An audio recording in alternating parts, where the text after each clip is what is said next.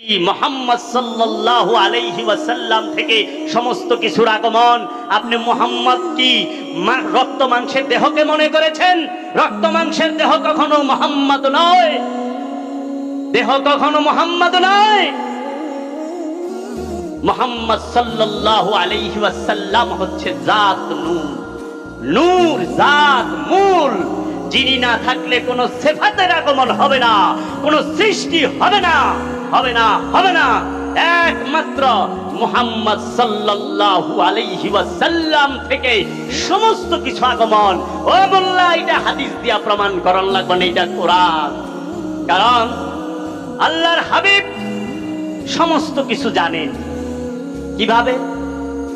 সমস্ত কিছু তো সেই জানে যে সবার আগে আসিল। আল্লাহ হাবিব আসমানের খবর জানে, আসমান কেমনে হইছে। আল্লাহর হাবিব জমিনের খবর জানে, জমিন কেমনে হইছে। তাহলে আল্লাহর হাবিব আসমানেরও আগে, জমিনেরও আগে। আল্লাহর হাবিব জানে সূর্য কিভাবে হইছে, চন্দ্র কিভাবে হইছে, গ্রহ নক্ষত্র সমস্ত আলম আলামিন কিভাবে হইছে আল্লাহর হাবিব জানে। তার মানে সমস্ত আলামিনের আগে আল্লাহর হাবিব মওজুদ, মওজুদ। এমন কি জব আদম না বুদে তো মান বুদাম।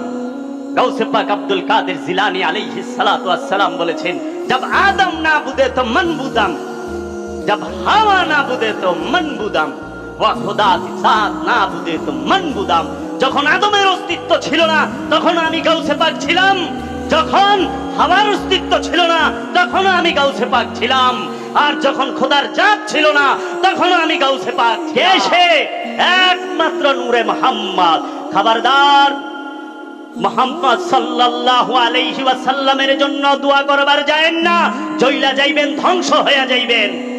যে উমাইয়া আব্বাসিয়া, এই ওহাবি খারিজিরা ধ্বংস হয়ে গেছে। মুহাম্মদ সাল্লাল্লাহু আলাইহি ওয়াসাল্লামের বংশের জন্য দোয়া করতে যায়েন না, ধ্বংস হয়ে যাইবেন। দয়া ভিক্ষা চাইবেন, মাগফিরাত চাইবেন, হেদায়েত চাইবেন। আল্লাহর হাবিব আপনার কাছে হেদায়েত চাই, আপনার কাছে দয়া ভিক্ষা চাই।